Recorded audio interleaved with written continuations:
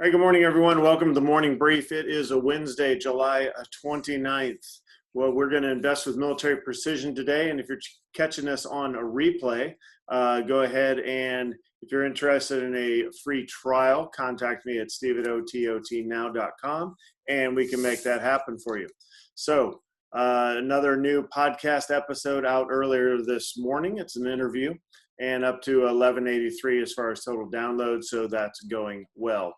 All right, for mission objectives, we're going to grow our money, protect our money, and live off our money.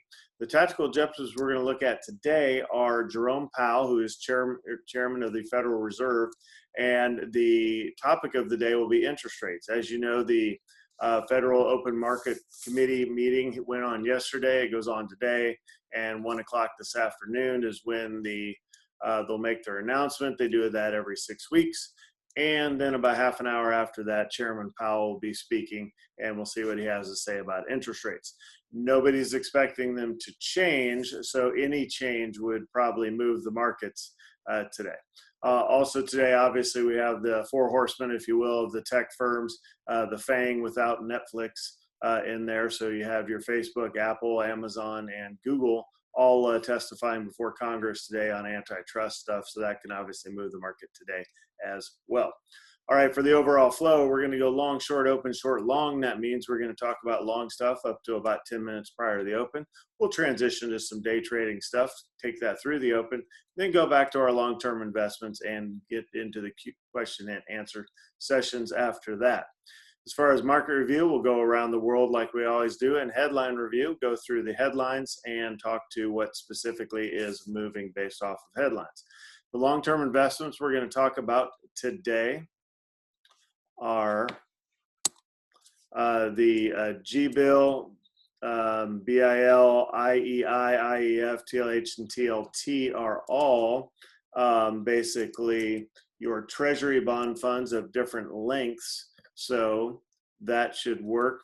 For some reason, if you lose me here, go ahead and make a note in the chat that you've lost my voice, if you will. If you have any issues out there, check in at steve@ototnow.com. And as always, the standard disclaimer applies. This is a financial educational brief, and you have to do your own due diligence before acting on anything that you hear in this situation. All right, let's go ahead and take a look up at the TD Ameritrade screen. All right, there we go. We have the 1 year in review there. You can see the two trend lines that are being generated as well. So as long as, if you look at the first trend line, it's kind of steeper there. It's shallowed out that, but still in an uptrend, definitely. Again, we would have to go below about 305, almost all the way to 300 on this chart before you would actually see a full drop off and out of the channel at that point.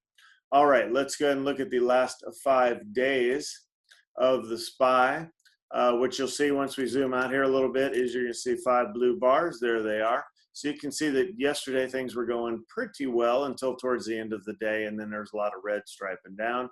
So kind of good news on Monday, yesterday kind of in the middle and ended up down, and then today we'll see what today holds.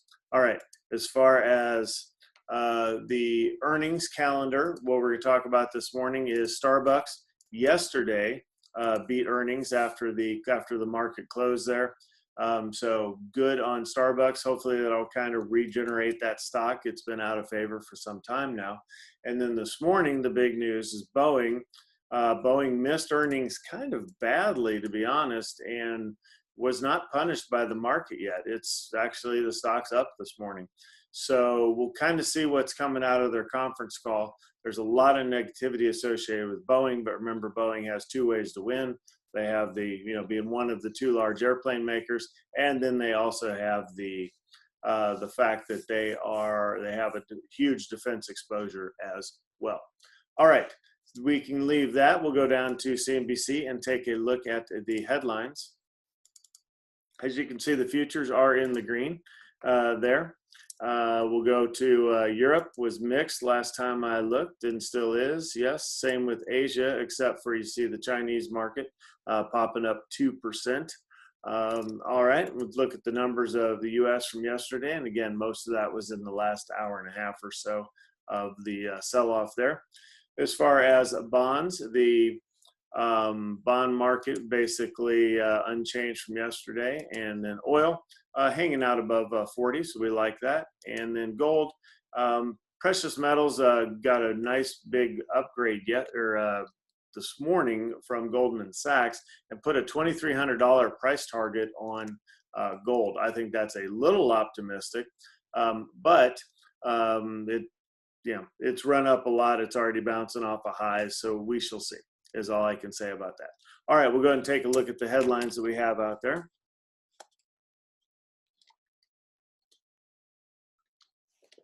Okay, we're in the, we have the Democrats' $3 trillion plan and the Republicans' $1 trillion plan. Obviously, the biggest football out there is the $600 unemployment benefit, which the Republicans are pushing for a $200 benefit. So we shall see how that ends up playing out. Hopefully there's a vote and something goes final this week. Otherwise, I will see it might affect the markets going into next week. All right, Powell, that's who we're talking about today. He's our person of the day. So again, chairman of the Federal Reserve, and he'll be making that announcement again at 1 o'clock is when it electronically drops to everybody. So nobody has the information early, and then he speaks right afterwards. He'll be on CNBC. All right, let's go ahead and scroll on up. Tesla bull case to 2,500. That's kind of crazy. So here's a trivia question for you. So the four companies that are testifying in front of Congress today, which are Facebook, Amazon, Google, and Apple, are four of the 5 biggest firms in the world, in the world right now. Who's the 5th? No, it's not Tesla. Because Microsoft is actually the 5th one. I'm kind of surprised they're not there with them. And that was the article I read this morning. So it's kind of interesting that those are the biggest, even though Tesla is obviously growing every day, which is kind of crazy. All right. Talked about Boeing moving pre-market. They are up. GE, I can't remember if they hit or miss. We'll take a look at it when we get over to the other screen. GM, I'm pretty sure they missed. We'll take a look at that. Eastman Kodak's been kind of a story. They went up to over 200% yesterday. Again, if you remember, we talked about this morning. Traditionally, the camera maker firm, there's some play that they have. They got a $685 million contract. Right? It doesn't make the right sounds in the acronym there.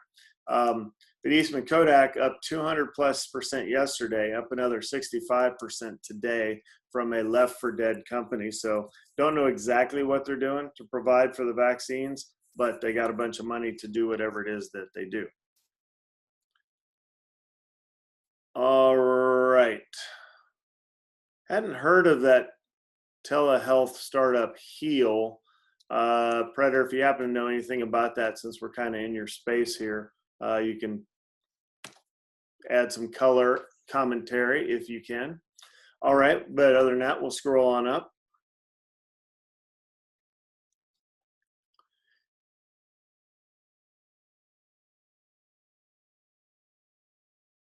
There's the Boeing net loss of $2.4 billion. Yep, slows production. There's 737 Maxes sitting on the ramp.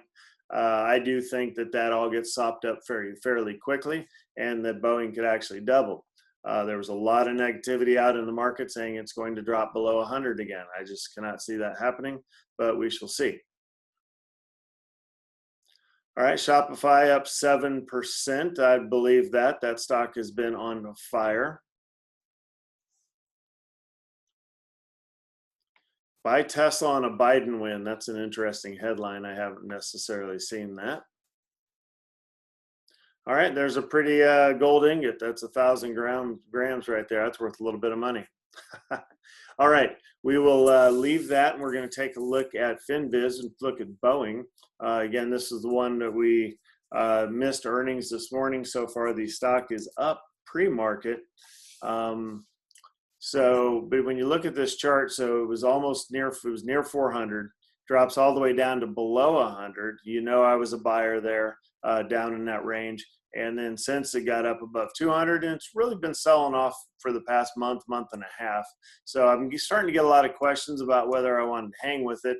And unfortunately, my answer has been, let's wait for earnings to see how bad it's going to be. And what seems bad, the market so far is saying, well, that's not that bad versus what was expected. So I'll have to do some study today to see what we want to do with Boeing on the way forward. I'm going to say that my initial answer is probably going to be to hold it. I just don't see it falling that much further. It may not turn around anytime soon, but I'm not going to sell it to try to get tricky and buy it back after the election. Probably hold through, but we shall see. All right, when you scroll down, good point there. Is being brought out 3 downgrades. So significantly, a lot of times that's adjusting their price. They have to downgrade the stock to get the former price target at 300 back down into the 200s. You can see the stock price of 150 and 165 there. So I don't know if those are necessarily for show or for real, but they are there, and you know, not a lot of green on the on that slide there. Okay, let's take a look at the big board for Schwab. And again, this is where what we're going to talk about today are interest rates, because that's what's in play. So if you want to invest in interest rates, then you want to be in treasuries. Okay, treasuries are low. We talk about the 10-year every day. It's down below 0.6%. Kind of crazy, but the 6 instruments you have up here, I use one of them quite a bit. The rest I will use sparingly, if at all. But the first one is G-bill. This is treasury bills that are less than 3 months in stature. So your high yield savings right now, they started out, they used to be about 1.6, 1.7. Now the high yield savings you're getting at the bank is generally right around 1, if not just below 1. So if they're paying you more than that, they're probably taking a slight loss. Well, with G-bill, this is what I use instead of cash in folks' accounts. And you can see it does pay, just like a bank account, it accrues daily and pays out monthly. So that's why you see the march up in the stock price, and then the dips every time they pay their dividend. Again, that's a monthly dividend coming in. Obviously, during March, about the only thing on the planet that was going up at that time was the flow into treasuries. So you can kind of see that across all the charts. So when people are thinking about if you want to be super safe going into the election, then you know safety is going into the bond market. Super safety is going into the treasuries. And then cash is just the far end of that. But you really don't want to sit in cash if you can make 1% in the treasuries here. So obviously with G-bill, that's kind of settled back in from where it was, but there's still increased anxiety out there. So it'll probably stay around the $100.50 level through the election. And then if the election goes uneventfully, which what are the odds that's the case, then you could see it actually getting back towards 100. But realizing the entirety of that chart is moving about 50 cents. So it really doesn't move, and that's not why you buy it, is to trade it. That's what's going on with G-bill. So the next one, so G-bill is 3 months or less. The BIL is 1 to 3 year treasury. So again, paying a little over 1% on average there. So when you go to the middle left one, IEI, that's now 3 to 7 year treasuries put in there. So again, paying around 1.3%. Then you got IEF off to the right, which, you know, both IEI and IEF have kind of stayed where they were post-COVID, if you will. That's the 7 to 10 year treasury. Again, not paying much more than the 3 to 7 year treasury, just over 1%. TLH is now when you're getting into the longer treasuries. So you get 10 to 20 years for TLH, and then TLT is a fairly common fund for treasuries out there that's 20 years plus. So they have the treasuries that go all the way out. And if we issued treasuries out to 50 or 100 years, it would hold all of that stuff. Again, not a lot of volatility in that, but a run to safety, and it's kind of stayed up at the level it's at due to the safety. So out of all these, again, I like G-bill because it rides just right there at 100 and just pays out everything, versus the other ones you can actually see the stock move $10, $20. So all right, that's what I have for a G-bill. We'll take a look at some short names. Let's look at Boeing. I'm sorry, short-term names, not necessarily short. So Boeing would be a long based off of the earnings miss, right? You don't hear that very often. So closed at 170, up at 173 or so, almost 1 million in volume, so plenty of volume. So if you're listening in for the first time, again, we're looking at something that moved 5 to 10% up or down. We're looking for a minimum of 100,000 as far as volume to make sure we can get in and out of the name. And then we're looking to see if it's got more room to run. Until I hear the conference call on Boeing, I couldn't take it as a long, and I don't really know why the market is almost rewarding it for these earnings. So too much to decipher there, so let's not touch that, but we will certainly check back on it. All right, we were going to look at GE to see how they did with earnings. Okay, they are gapping up just slightly.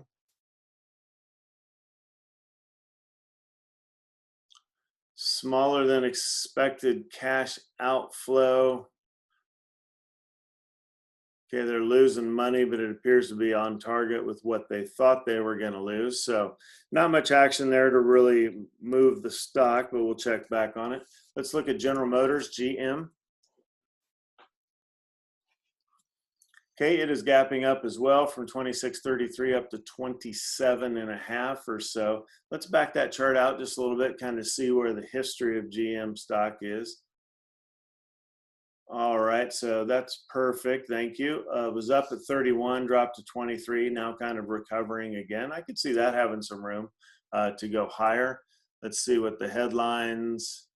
Plant closings send GM to a loss. We knew about that. Signs of improvement. So that's what's giving the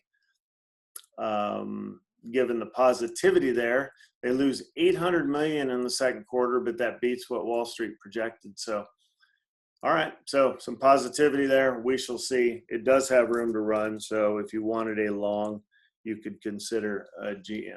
All right. Let's look over at that first tab. There's the Eastman Kodak. So it was up 200 plus yesterday, up another 100 today. I don't think you could touch it. I suppose you could just grab it long if you wanted. I'm not going to do that. But let's look back. I'll put a reminder to look back at it to see how it actually opens. All right. AMD has been in the news. Let's click on that. I think it was earnings. So jumps after the company hikes its 2020 forecast. Ooh, FireEye's up 11%. I just kind of caught that out of the corner of my eye. It's another name I hold. Starbucks up 6.4%. So we'll look at Starbucks long here in a second, and FireEye as well. But back to AMD. So tech stocks have been in play, kind of falling from the carnage from Intel the other day. So it meets our criteria, so we'll keep an eye on that long. All right, GE hasn't moved up enough. We already looked at them anyway. NEO moving a little bit. Not going to touch NEO today. And then Boeing's there at the bottom. We already talked about Boeing. All right, let's look at those other names I talked about. So Starbucks is gapping up 6%, SBUX. $74 up to 78. If you can back that chart out, I think that's a recent, I see June, it got all the way up to 83 and cratered back down. Let's see what we see in the news here. Digital initiatives to unlock further momentum. All right. Starbucks was a name I was in long for a long time, and then kind of left them over political, kind of got politicized under Howard Schultz. Johnson, I'm blanking on his first name. The new Kevin Johnson, I believe, the newish, he's been there a year or so. CEO, not quite as politically active as Howard Schultz was there in charge. But we'll see. I do like, obviously, the coffee theme, high margin, highly addictive product. Let's look at FireEye, F-E-Y-E. Gapping up nicely from 1340 up to 15. All right, that appears to be over 10%. 11.3% there. I do not see the, well, it says gapping up in relation to earnings. So that'd be a good name to take a look at for long. All right, let's go back to our screener and see what we have. You can go to the next tab. Thank you.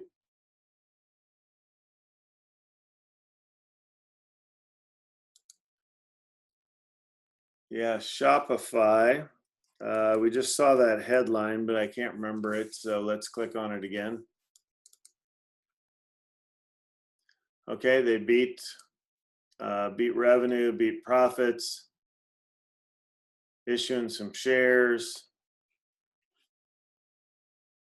So all good news there. Now the price point on this, if you're going to try to day trade it, is problematic because you're up over 1,000. Back the chart out a little bit. Is this a new high for Shop? It is. So it's already gapping past the new high. That's pretty tough to take right there. It's a yes, right? The OTOT swag is live online. Get your I have flip-flops. Get your flip-flops with the afterburner, or excuse me, the OTOT patch on them. You are right.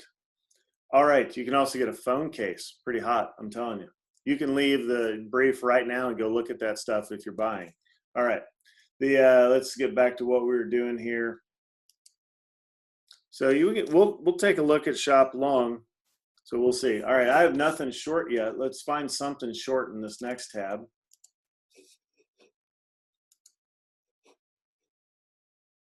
Okay, I see what we're doing. Spot was in there, so Spotify short.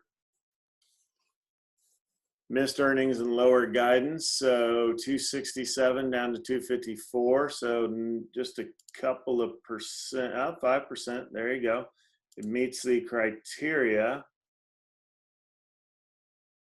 Boy, that's a tough name though, but it certainly has run up a lot. All right, let's look at the Seagate Technology, STX.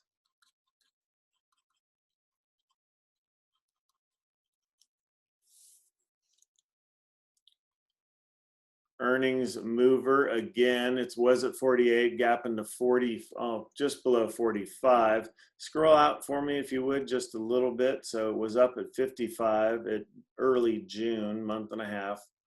Back up, man, that's pretty low. That is pretty low.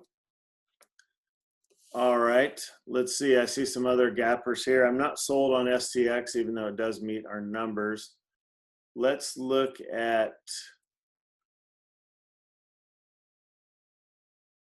DB.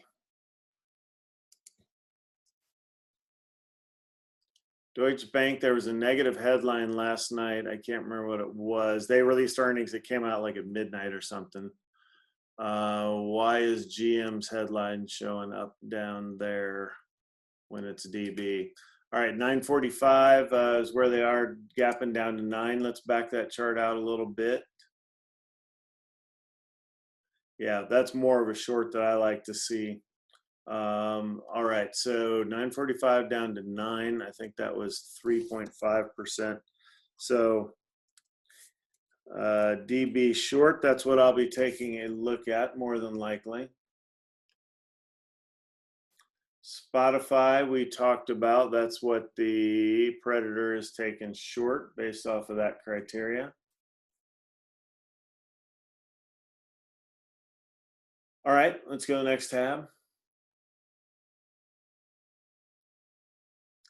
L Brands is a name we haven't heard anything good about in a long time. So LB gapping up 25%. Let's pull that chart. Again, this would be a long kind of the resurrection of L Brands. So 19 up to 24, if you will, cutting jobs, cutting their way to profitability. So finally getting some good news there for LB.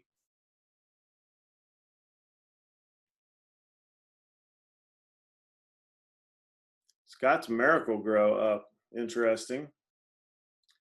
Shopify up. Boyd Gaming, BYD. Let's see what's going on there.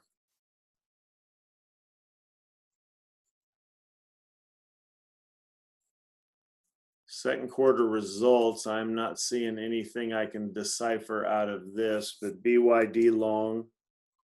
I like that name, but it's hard to take a gaming name until actually everything opens up.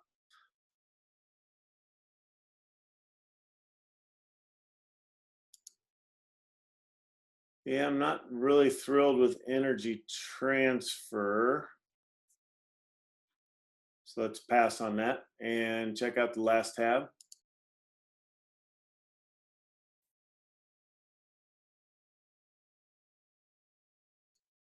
Here's our AMD again. Sorrento Therapeutics. Let's see what see if there's a headline with SRNE.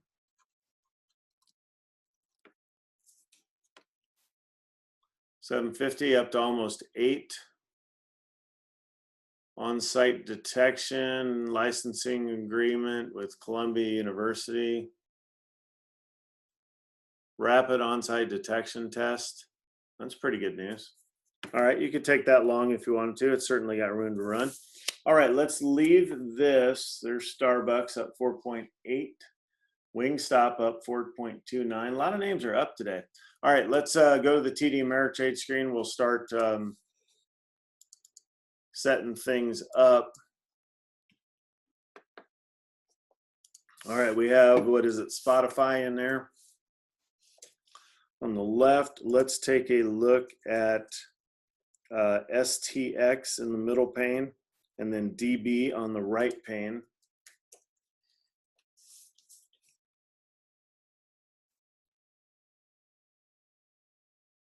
All right, I'm going to go with DB short. 10-cent stop. The DB short. Got plenty of time with a 10-cent stop. And I'll go in at 1 minute.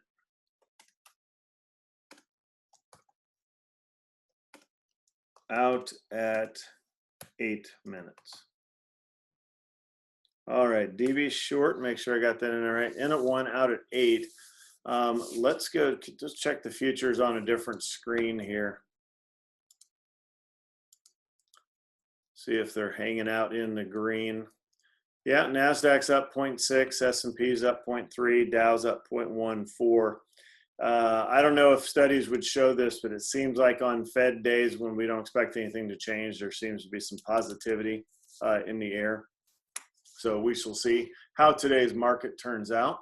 Let me take a, while we're waiting on the open, still have a minute and a half. Let me get caught back up on the chat. Yeah, I haven't heard a heel either. That's something I might look into because Teladoc obviously has been on fire. You think GM was the biggest company back in the 50s? That's amazing. I'd believe it. But yeah, Microsoft is the 5th. All right, missed earnings, lower guidance for Spot. That makes sense. Confessions of a Predator. I remember those days. The call center job. I like that. That's a good title for your book. Confessions of a Predator. That would probably be misconstrued significantly for what you're actually talking about. Huge markup, 70% sales. Yeah, that I talked to somebody that worked at, was like an actual worker there, and she said it was miserable. It was the most cutthroat, you know, in your face, meet quotas or get fired kind of environment. She said it was actually terrible. They didn't really make all that much, so it's kind of crazy. All right, we're coming into the open. I see we got a question there. Thank you. I'll get to that a little bit later as we go 10 seconds to the open here. All right, we'll watch to see how our shorts act. All three of these are short. Put up in there. We're no shops along in the middle there. So we'll kind of see how they act right out of the gate.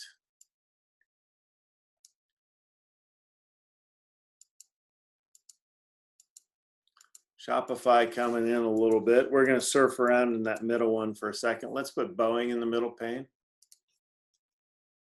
Seeing how it's opening. Okay.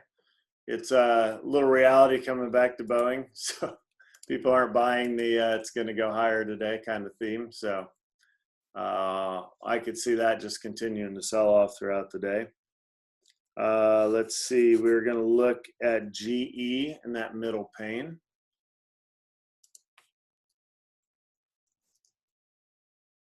Not a whole lot of movement out of GE. Speaking of no movement, DB looks like it's frozen out, but it can't be because it hasn't moved enough. All right, I'll get the opening tick once there is one. Yeah, it looks like there is a tick there right at 9. Yep. So that's my open. I get it's short, so I get up to 9.10 as far as my stop. So with the way that's acting, that looks plenty safe. Of course, knock on wood, right? So we've got 7 minutes to find the downside there. We'll keep an eye on that. Spot's kind of back near where it opened, so not moving a whole lot. All right, G looks just moving a little bit. Let's go GM. Again, they would be long off of earnings. We're not as bad as expected. Nope, selling off. I couldn't buy an automaker here either. I'm looking over at the SPY, gotten 2 nice green minutes there with the SPY. That's kind of nice, up 0.4%. Kodak, this is the one that was up 200% yesterday and then 100% overnight. It's KDOK. Sorry, KODK. That was my misspeak. And off it goes, another 37% higher. Look at the volume in that. Look at that jumping around. That's pretty hilarious. So those are millions. So in comparison, the DB chart, those are in thousands over there, between 250,000 and 100,000. And you think the traders are having a heyday with this thing? Those are millions in that in the Kodak space. Kind of crazy. All right.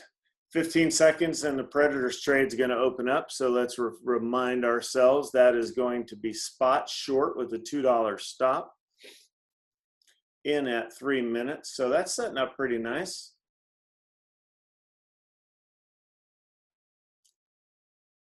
All right, didn't need that for the open, but 255 looks like the open, or wherever you find the spot there. See what I did there? Spot, right?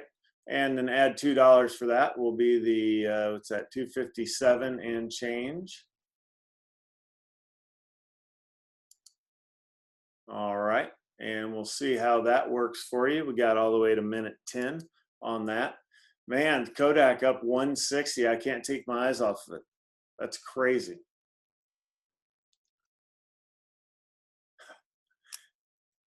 You can't even hop in here and short it either because it's just too much strength. There is going to be a time if it drops back down below about 20 there, it just got stopped out. So the craziness is paused in Kodak for a while. So I think it's a 5-minute pause if my math is right. So we're at 8:33. We'll see if it opens up at 8:38. But yeah, that's kind of crazy how much that thing is in play. All right, spot flopping around all over the place, but so far you're safe. Looking at the overall market, we're at 4 minutes, fit into the 5th bar of straight green. I like that. NASDAQ is up 0.85%, SPY up over half, and then Dow Jones in the green a little bit. So, all right. Well, we will come back to Kodak, but we don't have to stare at it while it's stopped out. So let's continue. Let's look at Starbucks and see how that's acting today. Again, this would be a long based on a good news story. Not moving a whole lot. All right. So looks like Predator was stopped out of Spotify, went north of the upper bounds there. So let's, on that left chart, let's put Kodak on the left so we can see when it opens back up. That's so pretty. 168%. All right. All right, so Starbucks, not really moving a whole much. I guess that was 60 cents in the last minute there. Let's take a look at FireEye. This was up 11% pre-market, F-E-Y-E, up to 14.5%. Very nice. Have quite a bit of this in the book. Finally got some good news. It had been kind of left out for a while. Let's look at AMD in the middle. Up over 10%, just kind of holding there in the congestion area, so nothing really happening there. Let's see, Shop is the other one. This would be a long. So it sold off into the open. Pretty much no trade there, and it's not even setting up to go long, so I would not be excited about that at all. If it had stayed up, you know, up in the 1099, 1100 range, then I think you could, if it gets back up there, you might be able to swing and take it long, but I wouldn't be excited with it as far down as 1078 during that one. All right. STX was a short I was going to consider. So depending if you took it at 1 minute, that's a dollar move. So 40, you'd probably have, that's not quite 3 hours. That's probably more of a 2-hour type move. But a decent move down, and I don't see it backing up too much. It's probably going to continue to sell off. If you look at the market after this first 5 minutes of being up, we got 3 down minutes. So kind of reversing course there. All right, let's look at LB, see how LB is doing. Confessions of a Predator up 29%, so moved up 4% from the open. That's a 3-hour trade all day if you were watching it and got in at the 2340 probably level. You'd have to let it go down, and then once it gets that double bottom, it starts going back higher. You could take it in 2340 to 2350 with a 20-cent stop, and there's your 3 hours, pretty easy. So that would have worked just fine. Let's look at BYD. That was a long name. 23 up to almost 25. Man, again, I didn't see the headline on what's driving a gambling game higher, stock higher, but up 12.5%. It's pretty crazy how many things are moving up huge today. And then the last one,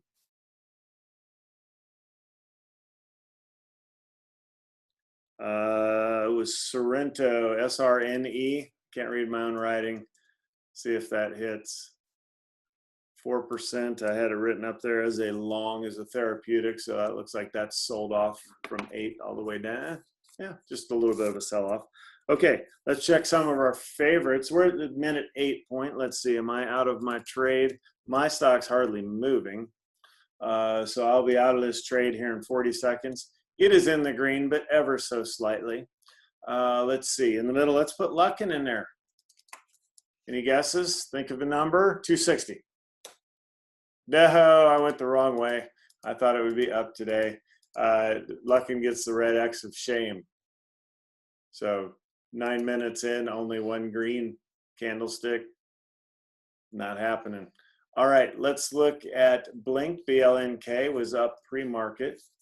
So ooh, nice move up there at the open. So that's had a lot of momentum going for the last few days. All right, my trade's about to close out, so it looks like it's going to close out at a 0.2R for the win if it actually closes there at 898. Oh, 0.25R. So nothing to brag about. Did not have the motion out of that stock at all to continue down. Kodak is back open. If you can watch it to the left there, you would have to think people are sitting back and shorting the crud out of this right now. Just from the move, 360% up in 2 days. So kind of crazy. But I don't think he could take it long there for sure. And no, I thought we were stopped out for a second again. All right. Well, maybe we are. There you go. Stopped out again in what, 30 seconds, 35 seconds. So, all right, that'll be a fun one to watch today. All right, let's bail on this though and look over at the chart screen. We'll see what's going on inside the more widely held names. FireEye 15%. I kind of want to do a little high five there. Pretty happy with that. Shop up 10%, hold a bit, but not nearly enough when it's up this much. There's your blank up 5%. Starbucks up 4%. I'm going to take a look at Starbucks and possibly re-enter there, or re-enter after the election.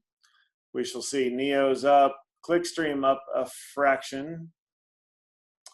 PayPal, BABA, Palo Alto Networks. All right, several names up. Let's look at the downside. CGC, again, the marijuana names ran up huge yesterday. All of them were over 10%. Intel not getting any love for show.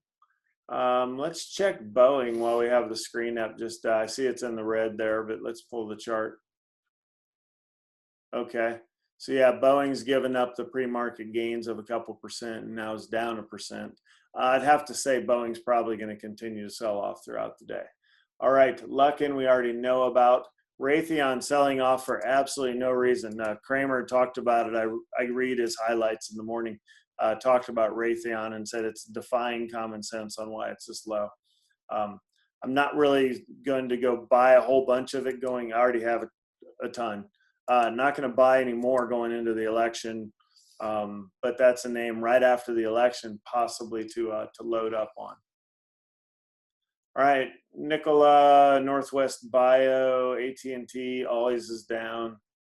Intel, Visa. All right, we can go back to the long names there and go back to the 4-pane chart. All right, check CCX. Really not moving much. And check LCA. Again, these are SPACs that we always talk about. So we'll leave that up there while I look at the, let's go to the, let's see. So Federal Reserve, I have this pulled up in Wikipedia, but I'm just going to talk to it so you can keep an eye on the things up there. So obviously the job of the Federal Reserve, we've talked about this before, has got two mandates: keep full employment and then keep inflation under control.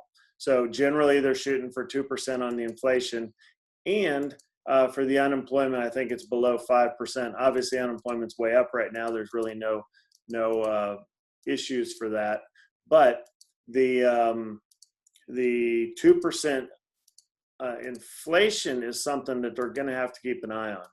They managed to do it through the 2007-2009 period, when we also had a bunch of quantitative easing. We had all the stimulus and things. So we shall see. But that is a concern that folks are out there. And again, where do you want to be if there's inflation? Well, you kind of want to be in the equity market. The bond market gets left behind a little bit because you're just not making enough, and real estate maybe, depending on your location. But for the most part, you want to be in equities there.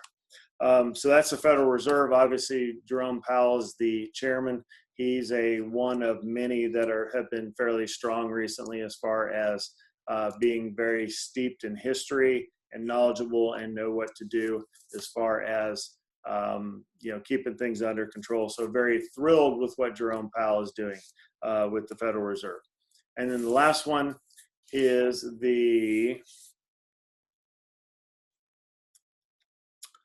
just the interest rates themselves. That's what we talked about. Interest rates are basically at zero, if you will. They do have a possibility to go negative, but interest rates, probably the biggest problem. There's many problems that a low interest rate causes.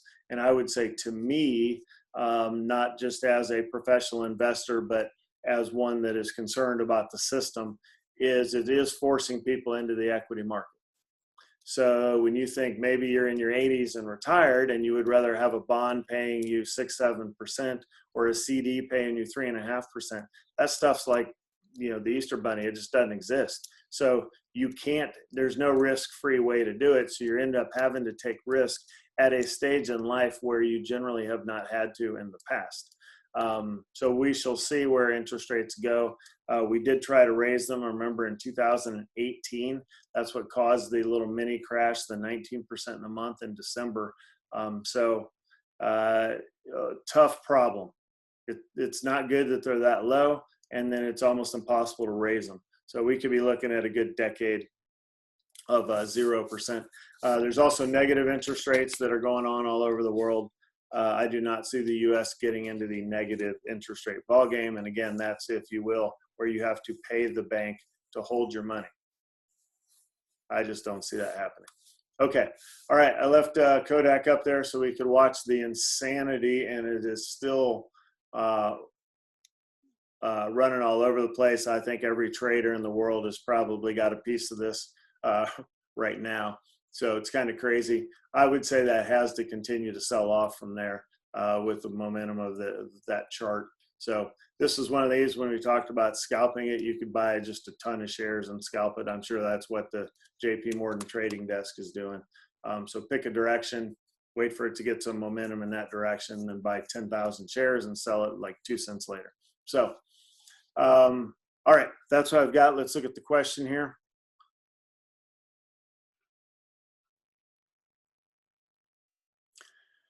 Yeah, since you can't see that on the replay, I'll go ahead and read it. It's from Predator. My understanding is that the Great Depression was augmented in effect because the Fed made the wrong decision to tighten the money supply rather than loosen it. Yes. So quantitative easing, like you've put there in parentheses, that's exactly right. The austerity measures have traditionally not worked and only made things worse. However, we also know that there's probably, you can't really do unlimited quantitative easing either. So at some point you have to adult in the verb usage of that word and not doing that. But let's see, continuing on with your question. Do you believe the Fed is smart enough now to avoid a blunder like that? Yes, I do. I think we have exactly the right people in place right now. And he is, the Federal Reserve is independent of the president, even though the president takes issue with the Federal Reserve on occasion. I don't think they care. They're doing their job. There will always be events, COVID, 9/11, wars, and move markets, but does the Fed mute that effect rather than augment it? I would say the Fed stays pretty much behind the scenes until you need drastic measures. And this, obviously, the events that you mentioned are drastic measures. Flooding money in the system, or if you've heard helicopter money, believe that was a Bernanke quote. It might have been Volcker. I can't remember. But one of those said it's just like if you had a helicopter full of money sprinkling it down on the population. Well, that's exactly what we're doing in these stimulus bills. Even Elon Musk tweeted out yesterday, we'd be much better off, instead of trying to give incentives to very focused, schools to open, blah, blah, blah, blah, all the different things. He goes, we'd be much better off as an economy if you just paid everybody, take the 1 trillion, divide it by the 300 million people. I think it was 6,000 was what some number. If you paid every single person $6,000, you'd get more bang for your buck as far as boosting the economy than you will if you try to get fancy with what you're doing as far as targeting it. So we shall see. Yeah, bubble popping. Yeah. We'll see, right? There is a lot of unknowns, and of course we have a contentious election coming up. So now safety is more of a prudent thing, and that's what I'm looking at with July coming to a close, and traditionally August and September being more challenging months for investing. So, all right, good question. That's all I've got for today. So I will let you guys go a little bit early. Again, do not forget to go to OTOT now to check out the swag. It's under the swag gear button. You can get flip-flops, phone cases. You can get tote bags for the beach, because I know that's the stuff that you guys need. So with that, I'll let you go, and we'll see you in tomorrow. Bye.